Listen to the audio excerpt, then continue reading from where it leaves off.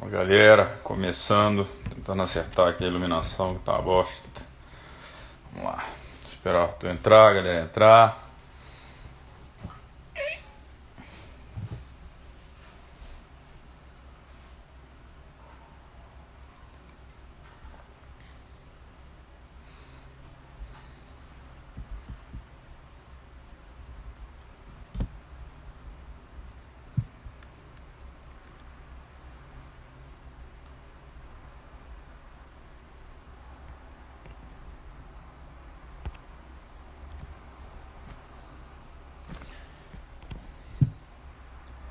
Fala, Bolonha.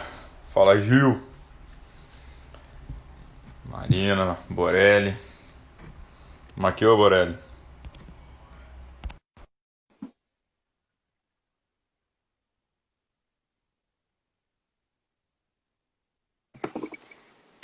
Fala, bonitão. E aí, tudo bem? Beleza, e você? Beleza, tudo bem. Deixa eu só arrumar aqui o negócio aqui. Que é isso? Tem até produção aqui, rapaz. Ah, olha aí. Não, eu não tenho esse negócio de blogueiragem. Eu acabei de ver que a luz queimou aqui, tá mó escuro, cara, minha Se cara. eu, se eu te mostrar minha blogueiragem, que você vai chorar de rir, meu velho. Eu ponho o celular dentro de um copo aqui que fica perfeito, meu velho. Preciso aprender essas técnicas. E aí, meu irmão, Aí, tranquilo? pronto, agora sim. Beleza, cara, tudo bem, tudo ótimo. E por aí, Isso, como é que bom. tá esse desafio todo aí? Ah, divertido, né, cara? Negócio de empreender é um negócio de maluco, né? Pra quê, né? É bom demais, é bom É demais. bom, né? Tá bem divertido. É boa, coisa E, boa. e muita coisa. A gente anunciou aí a parceria com o Super League, então estamos bem empolgados aí. Vai ter uns Sim. eventos indoors, que a gente postou hoje, então é uma parceria bacana aí. É, eu Tamo vi, eu aí, vou, cara. vou me organizar para fazer também, vai ser legal. Vamos ver. Eu vou amanhã fazer o simulado técnico para a gente entender como é que funciona. E aí a gente. Você me O meu fala. papel acho que é testar os primeiros socorros, para ver como é que funciona, porque com esse condicionamento físico é o que resta. Fortes emoções, né? Pô, Pode emoções. Bom, galera, nossa, vamos lá vamos lá. apresentar aqui me apresentar também, que eu não sou tão famoso assim quanto o meu convidado. Que isso. Bom, sou o Gabriel Nogueira, um dos sócios aqui do Jogo Justo. E nessa sequência série de lives aí que a gente está fazendo, chamei meu parceiraço, brodaço Arthur Borelli, CEO da Think Sports, e para falar um pouco com a gente, vamos conversar de marketing, de esporte, de teatro, de natação, de NBA, enfim, tudo um pouco. Então, primeiro, cara, agradecer pelo ter aceito o convite, a roubada de estar aqui. É, imagina. E, na verdade, tem outro detalhe também do convite do Arthur, é que, acho que o meu sócio sabe disso, mas o Arthur foi. Não existe jogo justo se não fosse uma ligação nossa, num Verdade. sábado despretensioso de pandemia em Milão. A gente ficou 1h40 numa ligação de vídeo lá. Ele se contando da Think Sports, eu contando da ideia maluca que eu tive. E aí dessa ligação saiu uma, um- um- uma iniciativa e depois foi moldando. E então, você é corresponsável pelo Jogo Justo. Vou te É, mandar os boletos. mas eu quero os dividendos também. Quando tiver. É. Bom, a gente já se conhece do triatlo há muito tempo, então, cara, quer falar um pouquinho aí do que é a Think Sport? Apresentando assim, a Think Sport é uma agência de marketing, sócio-diretor. E, cara, o currículo é fraco, né, da agência de vocês. Eu fico, né, tá com metodologia do Flávio Canto, Gustavo Borges, escolinha de vôlei do Bernardinho, Academia do Palmeiras, R9, a Lobo Assessoria, e aí tem uma marca mais ou menos aí que é o NBA Basketball School, né? Exato. E tem outros É, projetos aí ainda, né? exatamente, exatamente. Na verdade, isso aí é o histórico todo, né? Isso aí foi desde o momento de quando eu resolvi largar minha carreira aí publicitária para entrar nesse mundo esportivo, né? E tive dois parceiros muito incríveis lá no começo que acreditaram na minha loucura lá atrás, de querer me reinventar no esporte, que foi a Lobo Assessoria e o Gustavo Borges. Eram os dois trabalhos que eu fazia simultaneamente. Primeiro ali com a Lobo era entender o mercado de assessorias e ver o que poderia fazer num contexto de profissionalização, né, do negócio como um todo, e o Rodrigo é um cara extremamente especial e que tem um olhar muito profissional disso também, então é muito bacana, é um momento muito mágico ali nosso, meu, de poder ter vivido aquilo ali. Que ano foi isso? 2015, talvez, por aí, acho que 2015. Legal. Foi isso, 2015 para 16, exato, porque foi as Olimpíadas de 2016, eu estava ainda com o Gustavo Borges, exatamente. E aí o Gustavo principalmente, né, porque eu vim da natação de moleque e eu sonhava em ser o Gustavo Borges, né, e tive a oportunidade de conhecê-lo. Tem até a brincadeira, o que eu sempre conto, a minha entrevista com ele, que eu não conhecia o cara, não tinha nenhuma possibilidade de conhecê-lo. De repente eu estava numa mesa de reunião com ele, ele entrou na sala, daquele tamaninho dele, entrou na sala e falou, pô, e aí, tudo bem? Eu falei, não, eu tava com uma tremedeira, que ia pedir um autógrafo pro cara, não era pra fazer entrevista, porra. Eu cresci sonhando em ser ele, porra. Eu brincava que eu era o próximo, Imagina, né, cara? próximo Gustavo Borges, interior, enfim.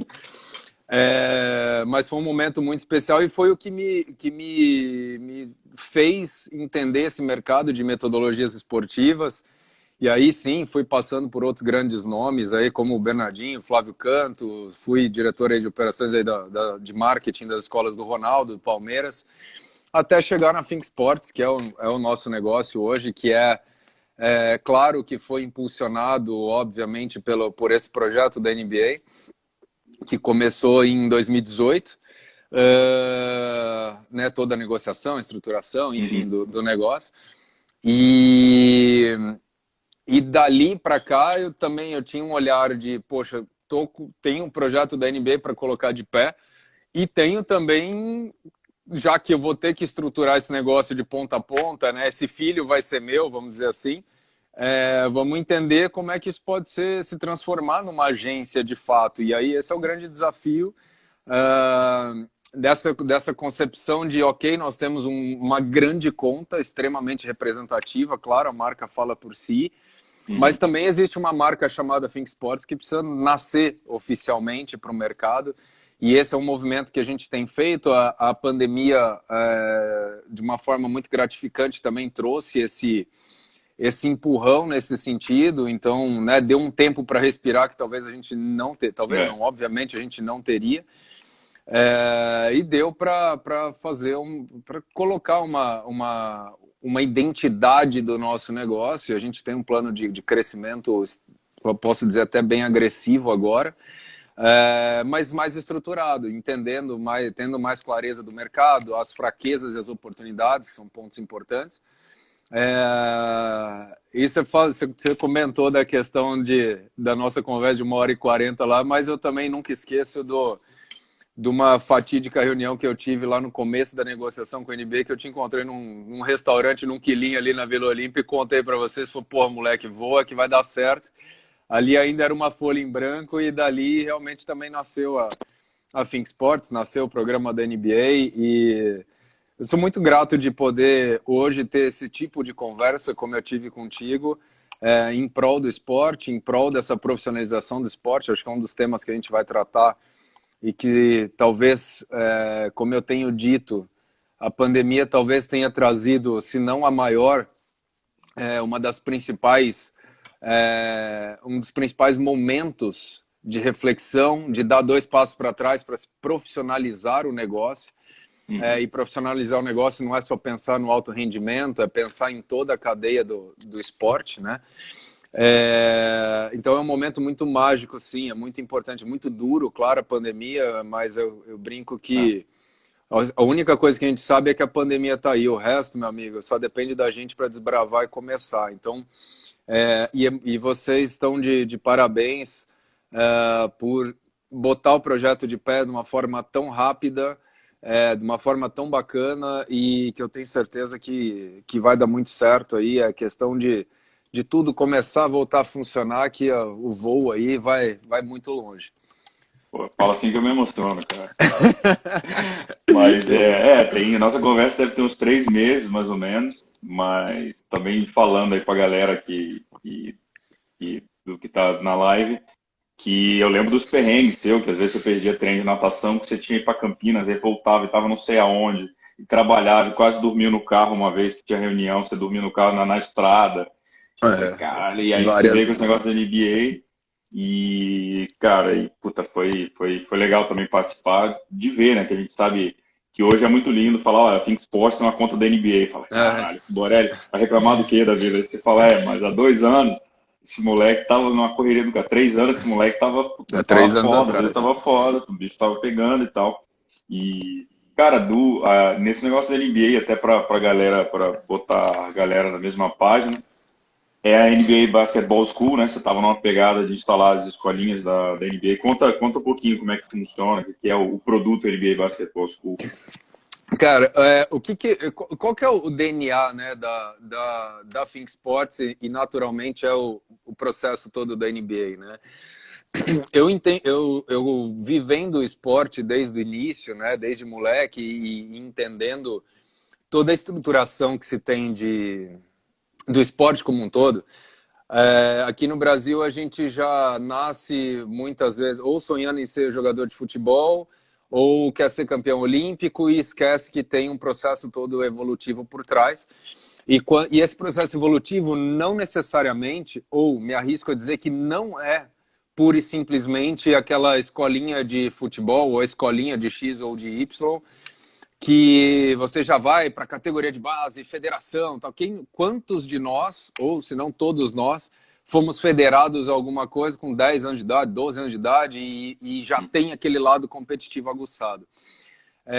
Quando na realidade existe um processo de fomento do esporte que acontece muito antes disso. Né? Com as crianças começam. A natação tem um privilégio, né? O processo pedagógico da natação já explora o conhecimento do esporte com 6 meses de vida, é um ponto diferencial, um diferencial importante.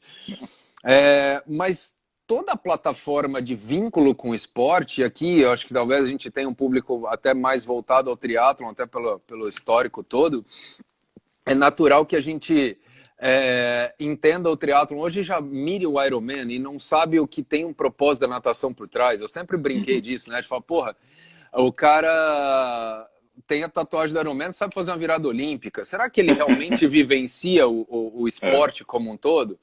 Né? E assim vai. Então, dentro do processo do que eu defini como negócio para nós, é fomentar o esporte para as novas gerações.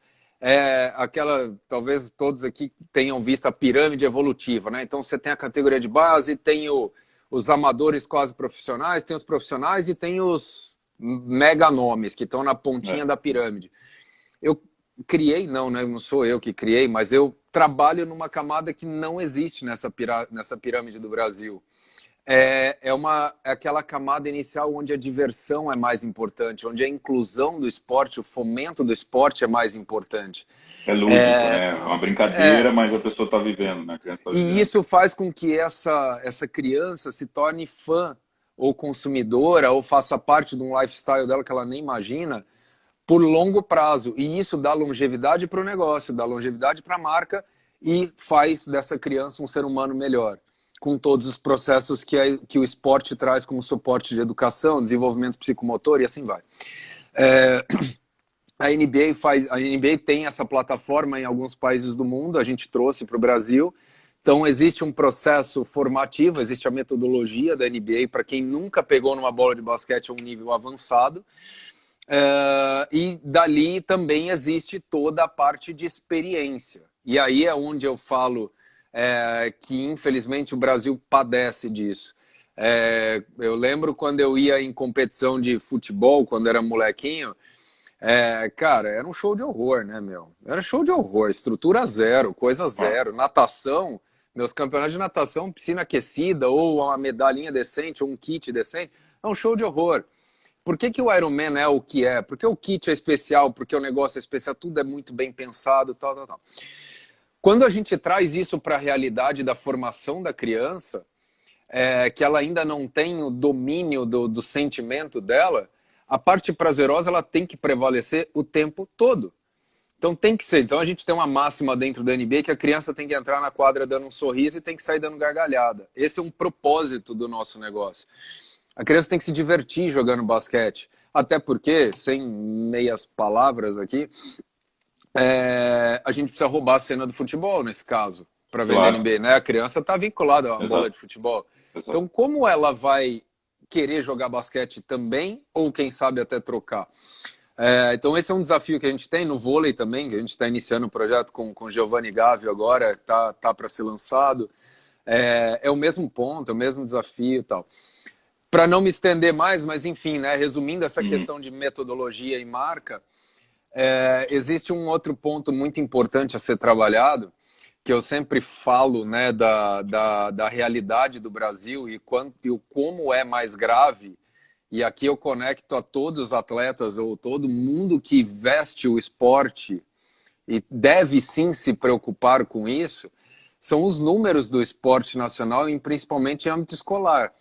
Né? Então a gente olha hoje, eu tenho até os números atualizados aqui, que eu estou fazendo um projeto novo, já vou contar em primeira mão. A gente está desenvolvendo a estruturação das escolas de tênis de mesa pela Federação de Tênis de Mesa, um projeto fantástico também, que é um esporte que eu desconhecia.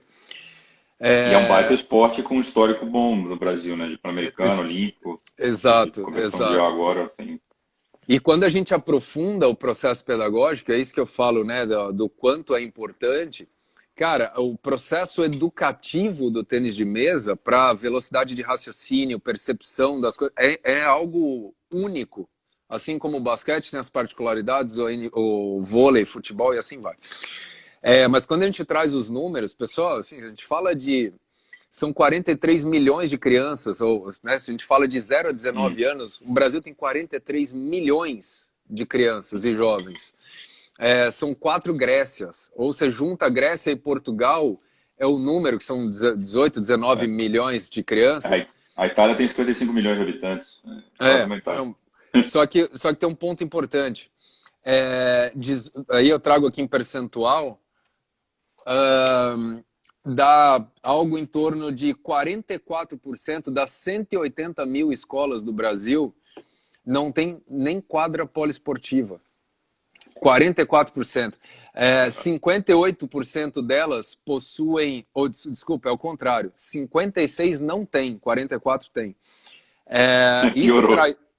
Exato. Isso traz números que 24 milhões de crianças do Brasil não tem nenhum contato com o esporte dentro da escola. 24 milhões, cara. Caraca. A Grécia tem 10 milhões, Portugal, se não me engano, tem acho que 7, 8 milhões. Cara, é algo assustador. As crianças saírem de 0 a 19 anos, são 24 milhões de crianças, não tem nada dentro da escola. Olha o potencial de consumo.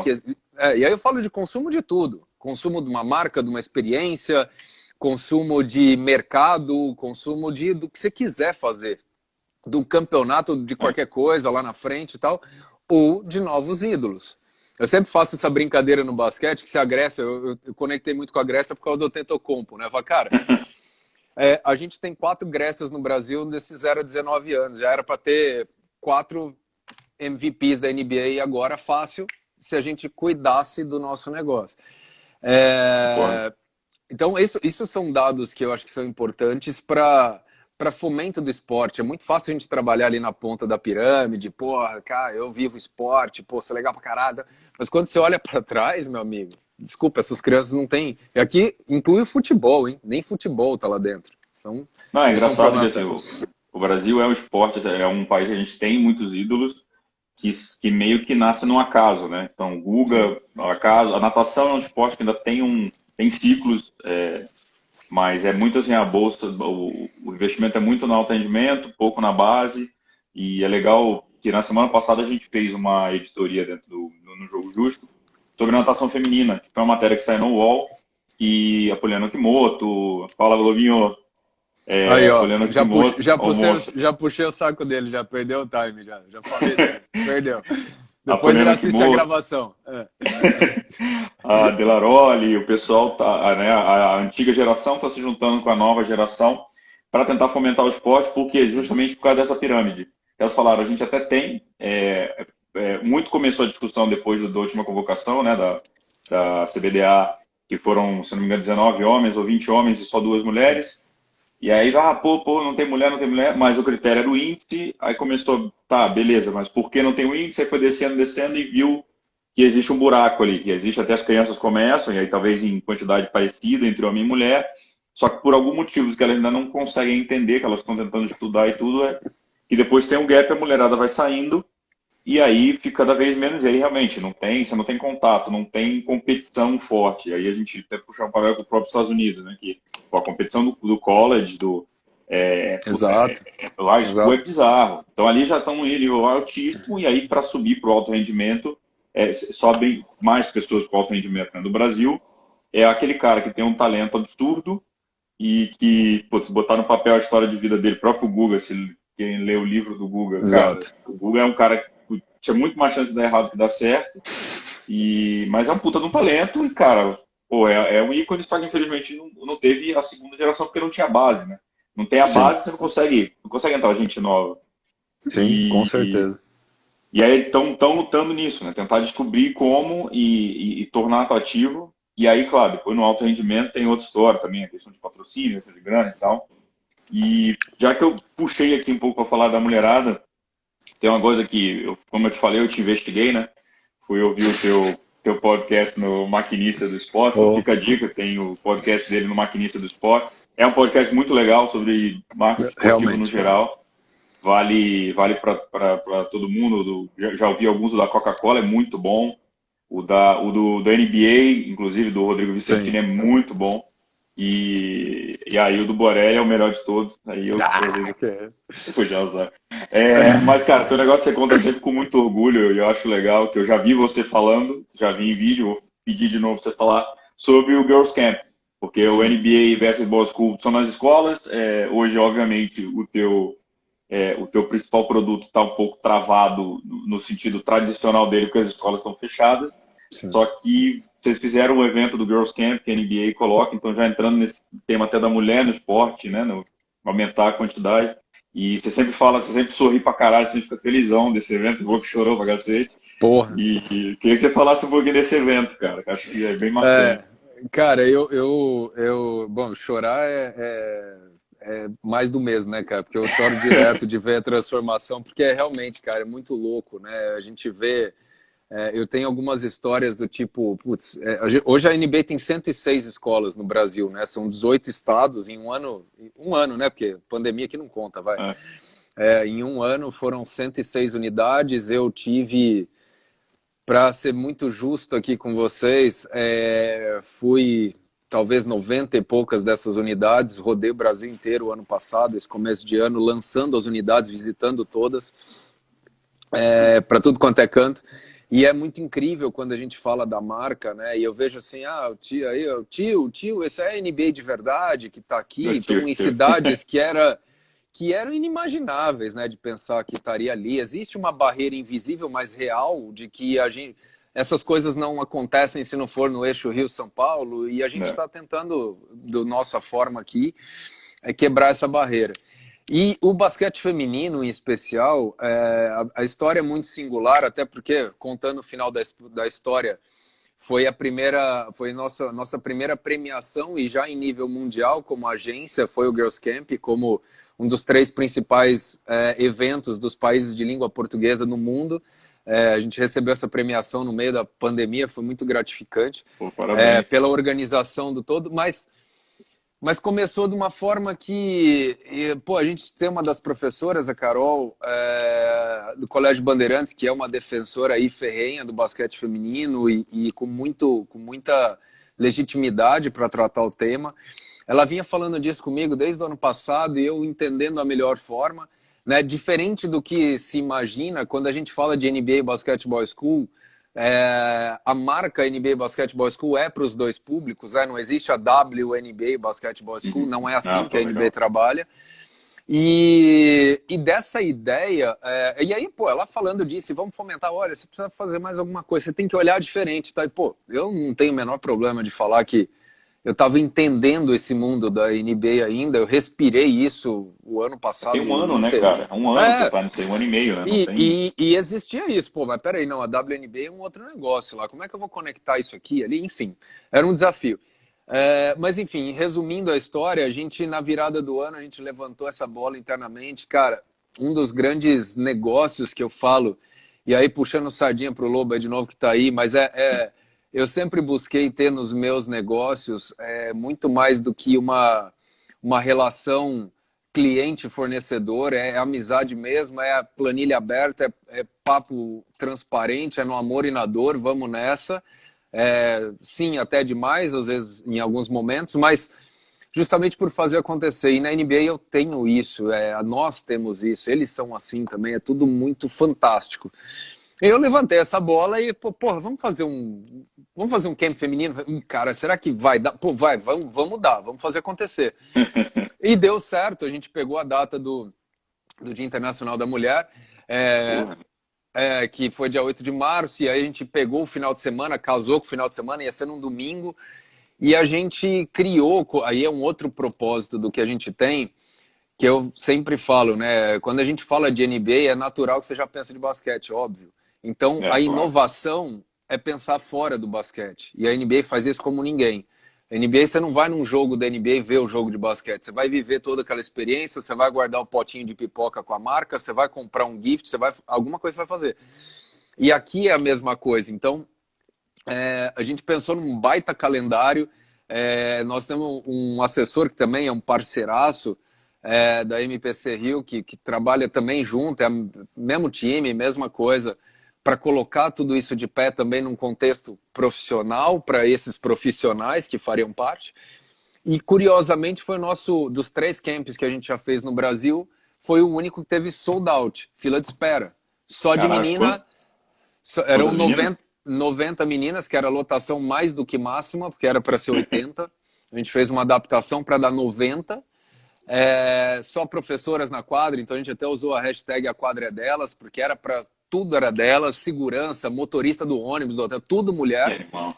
Só nós, como staff, obviamente, nós da operação, mas fora da quadra, cuidando ali só no monitoramento, mas o envolvimento era feminino, para fazer com que aquela experiência fosse um grande negócio para o público feminino. E eu me arrisco a dizer, sim, que foi, cara, o nosso momento mais mágico, por ver o impacto que a gente teve. Então, pô, tanto na questão de imprensa e negócio, então, a CNN não tinha ainda inaugurado o canal no Brasil, já tinha ido fazer a primeira cobertura deles lá sem canal, para levar esse conteúdo. A gente só, infelizmente, foi impactado porque na semana seguinte entrou a pandemia aqui, a paralisação de tudo. Então, mas aí trouxemos Fofão, Etienne Medeiros, Juliana Puta, que animal. Cabral, Que a animal. Paula, Hortência, Lilian, aí todas as medalhistas olímpicas e mundiais praticamente do basquete feminino, para vivenciarem isso. Então, quando a gente fala de pensar fora da caixa, foi um painel com a Etienne, a Juliana Cabral e a Fofão. A gente até brinca, porque elas levaram as medalhas olímpicas e mundiais, Pô, e de repente, na hora da foto, elas estavam numa cadeira, aquela montanha de medalha olímpica e mundial, e eu peguei a cadeira para tirar, para fazer a foto. Falei, caraca, cara, medalha de Pequim, medalha de ouro de Pequim tá aqui. Eu falei, meu, vocês estão de brincadeira. Então, para as meninas terem esse momento delas, né? Teve, lógico, todo o tema de empoderamento feminino, que é fundamental, é importante, mas teve um movimento que era aquele momento delas. Dali para frente, cara, você vê como as coisas não acontecem em vão. A gente acabou fazendo uma ação agora, a NBA fez uma ação da Junior NBA, que é uma outra marca dela, e tinha lá, era um evento, era para ser um evento que acontece todo ano, muito grande da NBA, em função da pandemia não teve, mas eles fizeram uma ativação online fantástica num aplicativo que eles têm e precisava do time Latinoamérica, porque é o campeonato por regiões. E aí tinha o masculino e o feminino, a gente acabou indicando uma escola que tem que já tem um envolvimento com o basquete feminino muito forte. Cara, as meninas ganharam de todo mundo, foram campeãs virtuais do mundo, cara. ganharam dos Estados Unidos, todo mundo. Então, Não, assim, cara. É louco. Será que o negócio não existe? Será que não tem força? Ou será que nunca foi visto ou cuidado? Então, esse é o ponto. Só dando um toque aqui pro Gil aqui, cara, é o mais curioso, Gil, é ouvir deles que a medalha é nossa, é do povo. Eles põem ali Ó, justamente a original mesmo. O Emanuel, a gente levou num evento nosso em janeiro, cara, a medalha dele de cine estava até com aqueles desfiadinhos já. E eu brinquei com nossa. ele disso, falei, cara, você anda com ela? Falei, cara, essa medalha é de vocês, não é nossa. Isso aqui é do Brasil. E isso é uma das coisas mais Cara, honrosas dos atletas de alto rendimento de trazer. Mas essa é a nossa. transformação, cara. O basquete feminino é fantástico. Não, você tá falando Esporte. das mulheres aqui, eu imaginei, cara, imaginei se eu estivesse em qualquer evento, chegasse a quantidade de atleta feminina, eu já arrepiei aqui, velho. Imagina as meninas que vêm, cara, é um baita. Eu venho do judô, né? Eu lutei judô a vida inteira. E muitas das coisas que aprende, cara, tem coisa que até hoje eu lembro. Os Sim. valores que eu aprendi lá, não vou esquecer. Não. Imagina aí, então, quando você fala de impacto nessas meninas, cara, pô, pra mim tá mais claro, assim. Eu não vou esquecer nunca essa cena, mesmo que às vezes elas não conheçam, não saibam quem é ainda atleta, tipo, a Hortência não é da geração delas. Sim. Mas, cara, no dia seguinte elas pesquisarem quem foi a Hortência, elas com certeza não vão esquecer nunca esse evento. Exato.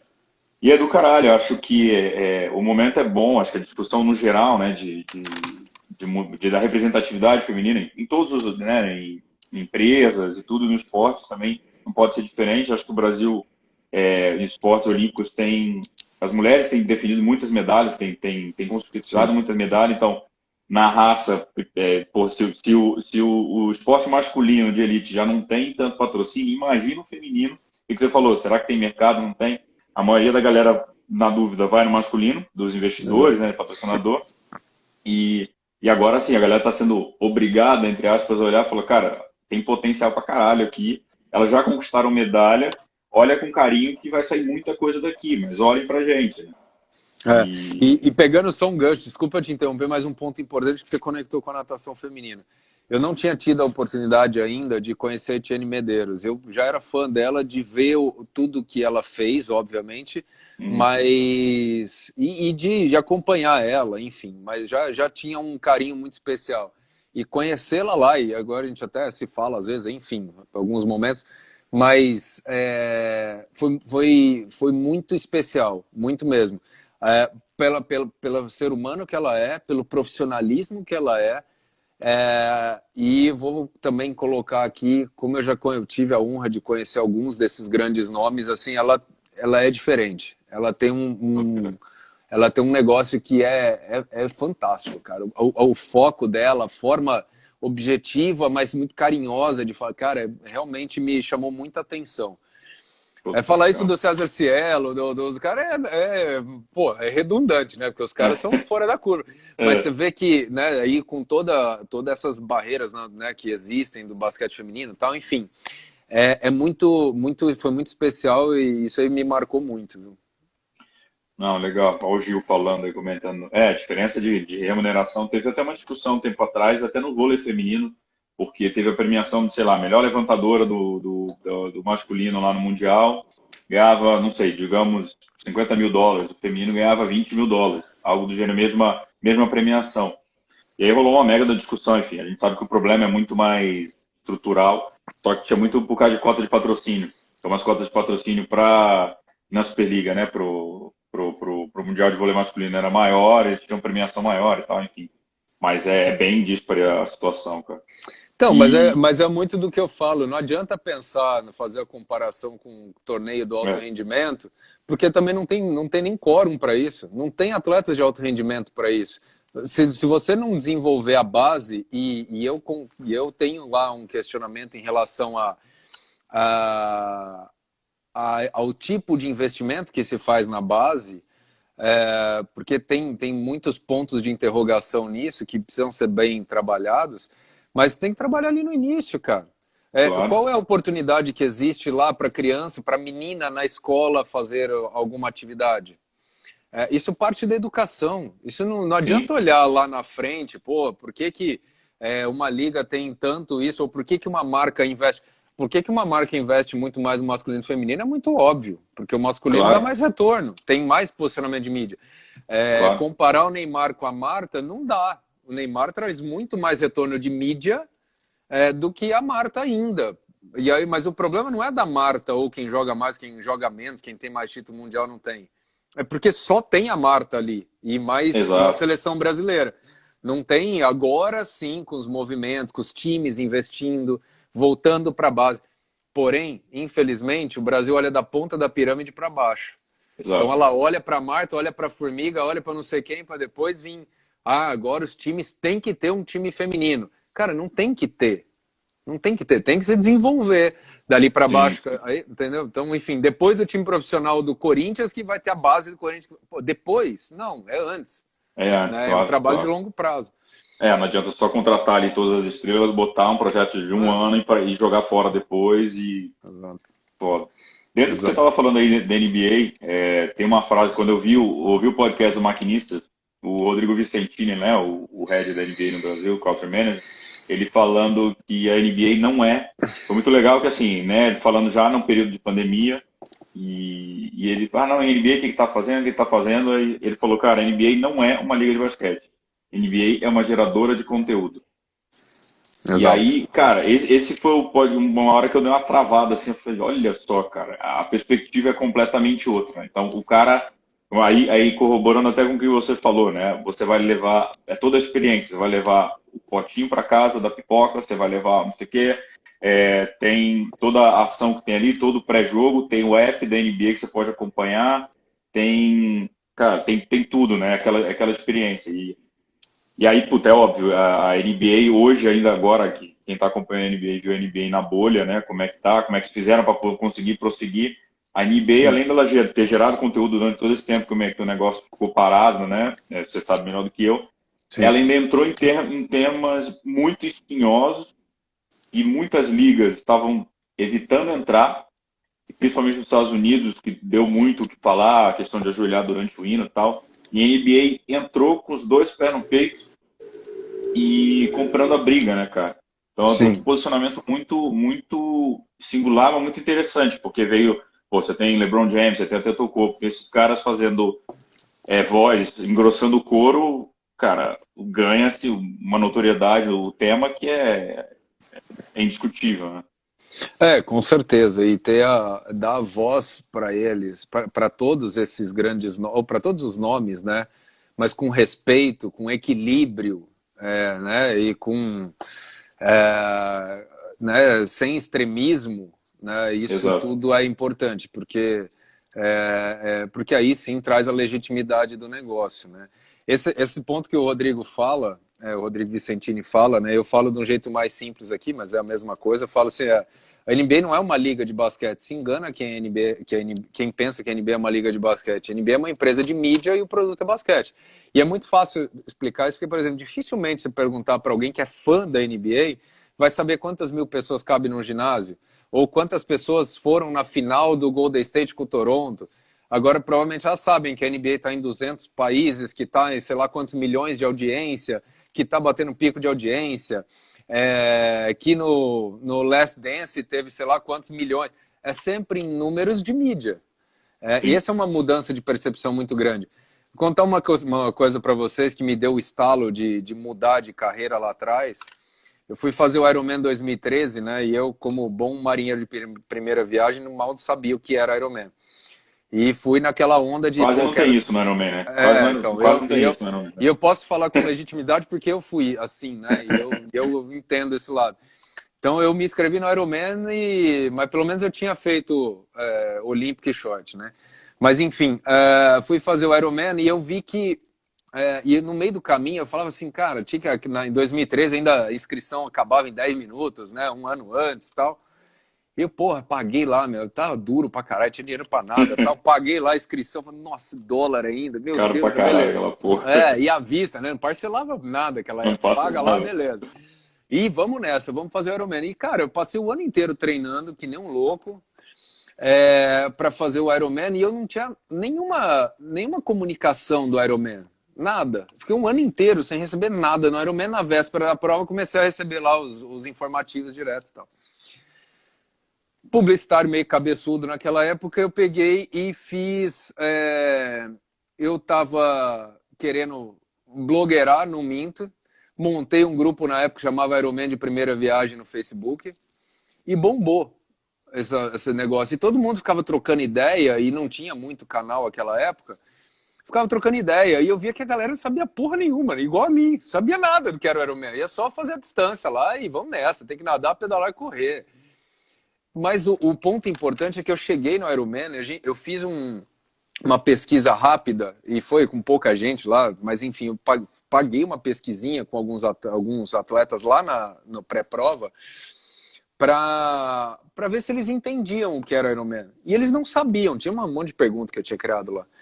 Eu falava, cara, como uma pessoa pode consumir um negócio que ela não sabe? E a principal percepção, que era a mesma da minha, é que era caro. Aí, mas se você puxar de um tempo para cá, você começa a perceber que o caro é barato pela experiência que você tem. Então, você começa a entender que existe uma infraestrutura, e a NBA faz isso também, enfim, as empresas americanas em geral, que vou vender o meu peixe aqui, mas elas valorizam isso, elas valorizam isso. Tive conversas super fantásticas com o Galvão, por exemplo, falando, né, da identidade do que é Ironman com a NBA, a semelhança, desafio, tal, Brasil, enfim.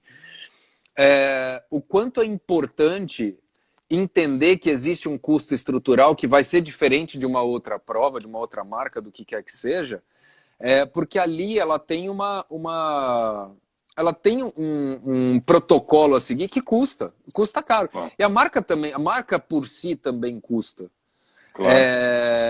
E, enfim, então, só que isso naquela época era muito mal explorado. E tudo era, né? O marketing digital ali era algo, quando eu mudei para São Paulo, eu vim trabalhar numa empresa que vendia pacote de e-mail marketing, cara. E-mail marketing hoje, né? Muito louco. Então, e até só... Era complicado ele querer fazer alguma coisa que esgotava rápido, né? Então ele nem precisava fazer mais nada, já esgotava, né? Tava resolvido, o problema, vendeu, né? Exato, mas aí tinha a questão da fidelização e tudo mais. Tá? Mas enfim, era um processo evolutivo, não é crítica, era um momento mesmo de mercado. Mas a gente percebia isso, que o consumidor ele não tinha a percepção de valor do negócio. E para a NBA é a mesma coisa. Então, cara, você vai pagar $100 no ingresso no ginásio da NBA para sentar lá pendurado no teto. O ingresso ali embaixo, na beira da quadra, custa 3, 5, 6 mil dólares o ingresso. E você já viu algum jogo que está vazio? Por quê? Qual é a experiência que tem ali? Qual é o protocolo que você tem ali? O que se cria dentro desse negócio? Então, e isso eu trago até para os próprios atletas, o entendimento do que é o negócio, que o atleta também é uma marca. E a valorização dele tem que ser bem trabalhada. Assim como essas marcas. Então, o meu momento de reflexão é que eu vejo assim, cara, se o Ironman, que vende 2.000 inscrições de uma vez, em 10 minutos, em dólar, naquela época, cara, e eles não fazem uma comunicação, eu posso ajudar a comunicar. Eu vou começar a criar isso. Eu vou tentar entrar nesse mercado. E aí acabou culminando com um problema, uma oportunidade, né, o copo meio cheio, o copo meio vazio, que é esse mercado mal trabalhado do processo de apresentação do esporte para as crianças. Naquela época, 2015 para 2016, eu imaginava que o ciclo olímpico daria um empurrão no Brasil nesse sentido. Não deu. Que bom, porque agora eu posso trabalhar mais ainda, tem mais fôlego, ótimo. Exato. Que bom que ninguém olhou para isso, agora a gente tem mais força para fomentar melhor essa massificação para que o triatlon ou para que qualquer esporte tenha cada vez mais consumidor. E dali, naturalmente, vai ter mais atleta olímpico, mais título, mais medalha, mais tudo, né? Mais empresa patrocinando, mais... Sem dúvida, sem dúvida. Puxando o gancho nisso, porque vou somar duas vezes. Você falou, o atleta é uma marca, e a maioria dos atletas, maioria mesmo, grande maioria, 90% talvez, não entende isso ainda, né? Se vê muito que é obrigação do governo patrocinar, é obrigação de uma empresa. E dentro do próprio podcast do Maquinista, você falou, né, que tecnologia e comunicação para o esporte, né? A tecnologia está permitindo comunicar melhor e, assim, tentando juntar as duas coisas. O que você acha que os atletas hoje... Primeiro, assim, você acha que os atletas melhoraram nisso? Eles estão aprendendo a se valorizar mais como marca? E o que você acha que podem fazer para aumentar a velocidade desse aprendizado, que eles possam cair a ficha de que, cara, é uma marca, eu preciso ativar meus patrocinadores, eu preciso me ativar, eu preciso, enfim, Cara, dois em um para você. eu acho que é um processo de profissionalização como um todo, né? As marcas também, aqui no Brasil, ainda estão se ajustando com esse mundo, esse Brasil muito louco que a gente tem de realidades, né? Também é um fator extremamente complicado entender o Brasil como o Brasil, porque é um país continental e, de novo, posso trazer da minha realidade da NBA Basketball School que dentro dos 18 estados que a gente tem, são realidades completamente diferentes, mas nem sempre no olhar que a gente previamente julgava e tinha, eu confesso isso, não é tão assim, mas é diferente. E isso, na minha percepção, não permite uma generalização em todos os sentidos, em estrutura, em tudo. E eu acho que as empresas brasileiras, as marcas em geral, ainda estão se ajustando com isso. Está muito melhor do que antes, na minha percepção. Tá, claro, tira a pandemia, vamos ver, vamos pensar a virada 19 e 20. E os atletas, no geral, agora entraram nessa briga com os blogueiros, né, para ver quem chama mais atenção. E não tem certo ou errado. Não tem certo ou errado. É besteira, né? Eu acho besteira essa briga. Porque assim, querendo ou não, cara, senta na cadeira do marketing. É claro que o coração dele, ou de uma empresa, é claro que o coração dele vai bater pro esporte, se ele ama esporte. Mas ele, no final do dia, tem que ter retorno. E normalmente, e infelizmente, na grande maioria dos atletas, ainda não traz esse retorno. Os atletas estão aprendendo a lidar com isso. Retorno de marca. Existe um ponto muito grave no Brasil, que é o jeito brasileiro de ser, né? Eu tô falando o lado feio do Brasil, mas tem um lado muito, muito especial, muito, muito, muito mágico do Brasil, né? Mas tem um último lado feio aí, que não existe a fidelização com a marca, né? Cara, o cara... Então, assim, o cara troca de marca da noite pro dia, ele não tem identidade com a marca. Não tem identidade com a marca. E que, de novo, e que aí quando a gente traz para quem são esses profissionais hoje de comunicação, os blogueiros, os famosos blogueiros, que se posicionam dessa forma, eles fazem planos de curto, médio e longo prazo. Então eles trazem uma identidade com essa marca. E naturalmente quem os segue passa a se identificar com isso, porque ele já segue, ele já se identifica, logo ele consome. O atleta, ele tem um fator que dificulta, e esse é o que eu falo do aprendizado, porque ele não tem tempo para se expor. O treinamento desses caras é muito louco, né? De alto rendimento. Claro. Eu lembro quando eu fui fazer a clínica do César Cielo lá em Ribeirão Preto, né? Eu fiquei com ele uns 5 dias. E aí eu tava treinando para o Mundial do Meio Iron. E aí, pô, na hora do intervalo da clínica lá, eu caí na piscina para dar uma nadada, que eu não tinha treinado nada naqueles dias. Ele falou, meu, que você tá nadando aí e tal, não sei o que lá. Eu falei, não, puta, cara, eu tenho uma prova. Que prova do que? Ironman. Ironman? O que é Ironman? Eu expliquei pra ele. Ele falou, caralho, cara, quanto tempo você demora pra fazer isso? Eu falei, tantas horas e tal. Ele falou assim, cara, eu não aguento ficar 20 segundos em concentração. Como é que você fica 9, 10 horas? Eu falei que é um pouquinho diferente, não concentra tanto assim igual você. Mas eles não têm tempo para isso, né? Eles têm um nível de concentração, repouso, alimentação, uma rotina muito louca. E aí, por isso, entra um trabalho de assessor de imprensa, community manager, tudo para dar uma equipe para esse cara.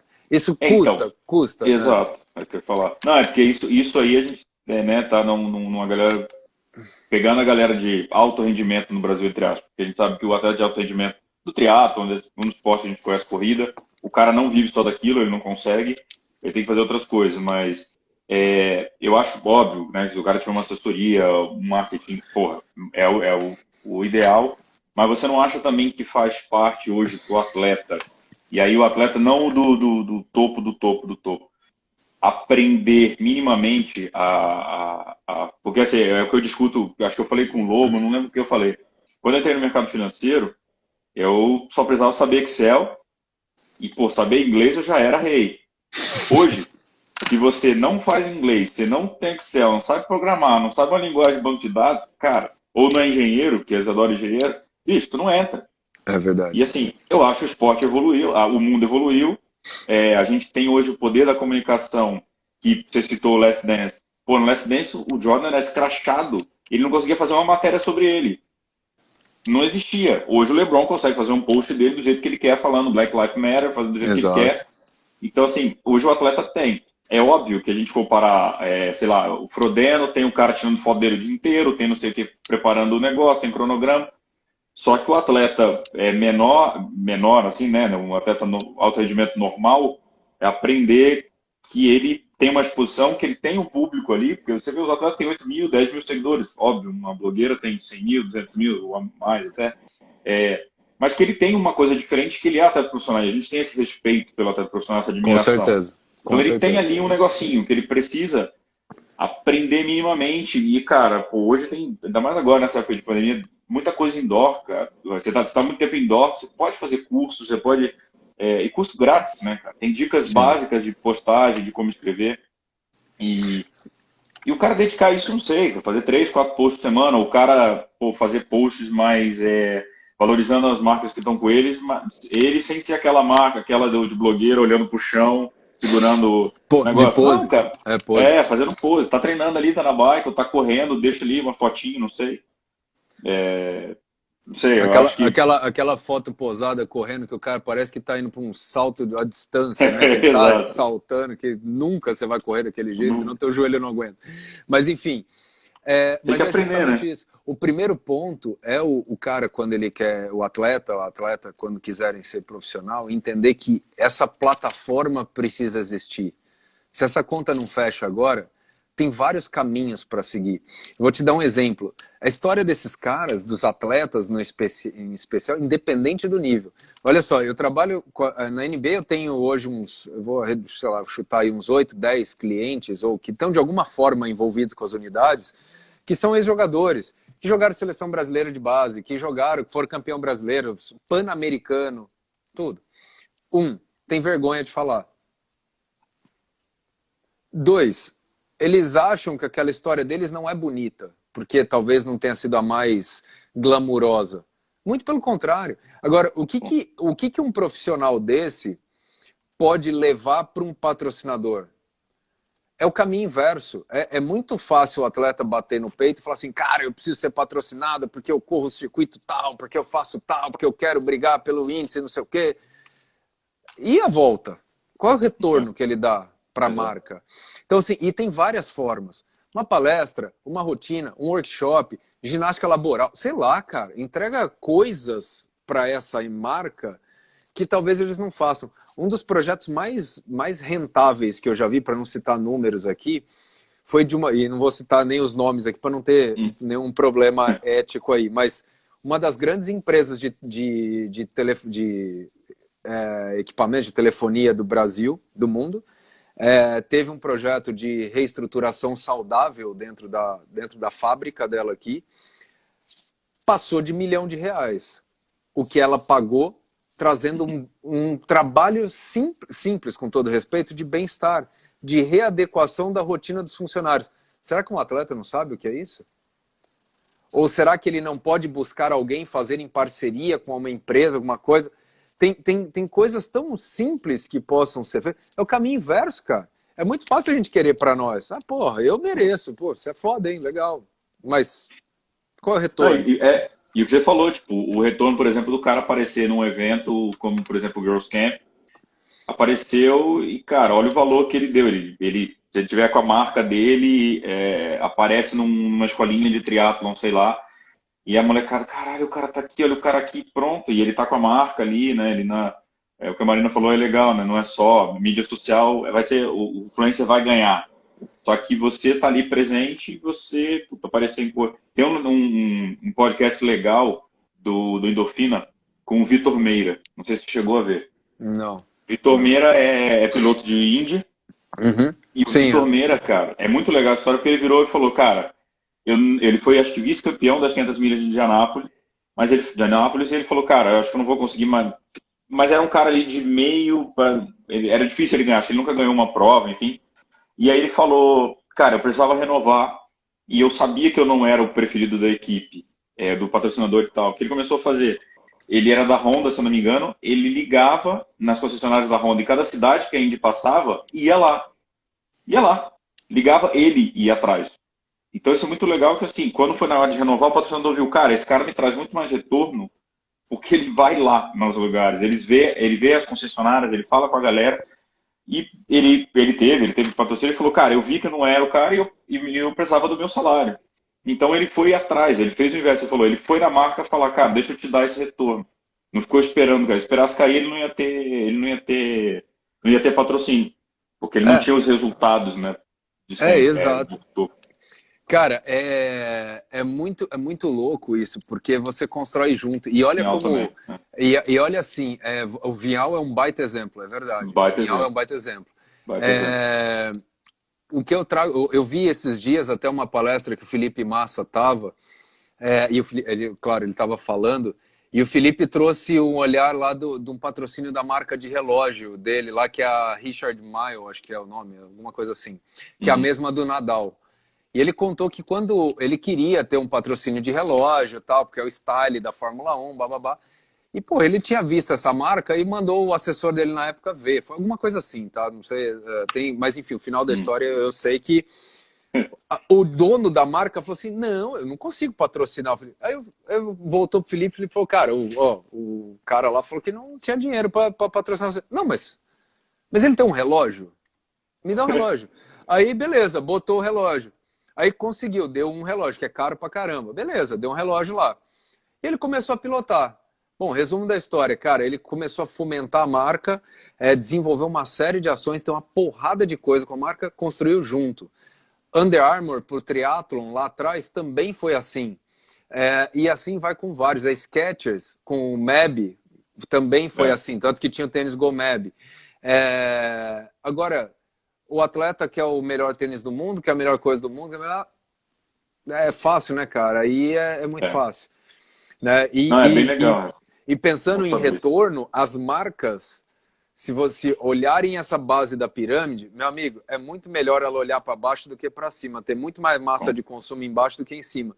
O atleta tem que fazer a diferença, tem que trazer esse retorno, né? Concordo.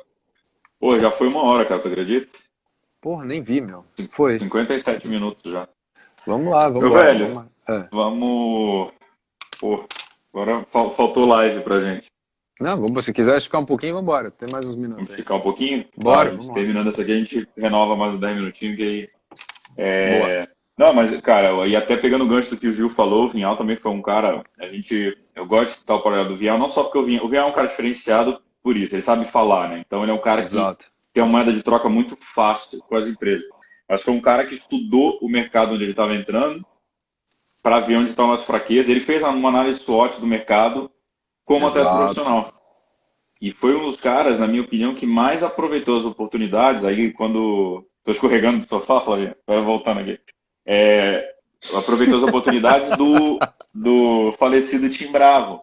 O Tim Bravo entrou cheio de grana com a Coca-Cola botando dinheiro. E Exato. aí ele era o cara mais fraco. E de acordo com o que eu sei, aí ele entrou pelo poder de comunicação dele e não pelo desempenho, óbvio, ele estava há pouco tempo. Só que Sim. ele foi o cara que mais tirou aprendizado, tanto que ele está com o mesmo técnico até hoje.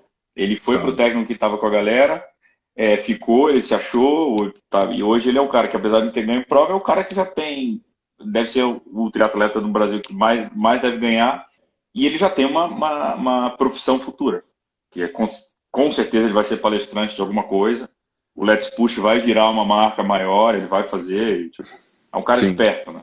Sim. E Com isso é muito certeza. raro dentro do esporte. Então, um cara. Só que assim, e é o que você falou também, o cara tem que analisar qual é a persona dele, no sentido. O cara é tímido, ele não sabe falar, mas às vezes o cara só do cara tá no evento, do cara desgastar, pegar o carro dele e ir lá, do nada, ou ir na fábrica da empresa de suplemento que patrocina ele, fazer algumas coisas, ele já. Então, o cara tá entregando valor, o cara veio, o cara tá preocupado, o cara tá vestindo, ele tem fidelidade à marca que tá patrocinando ele, né? E, Bicho, cara, segura. Eu vai vou. lá, Deixa eu, vai deixa lá, eu fechar e abrir de novo. Galera, vai segura lá, aí, não saindo aí. Fechar e volto de novo. Pera aí. vai lá.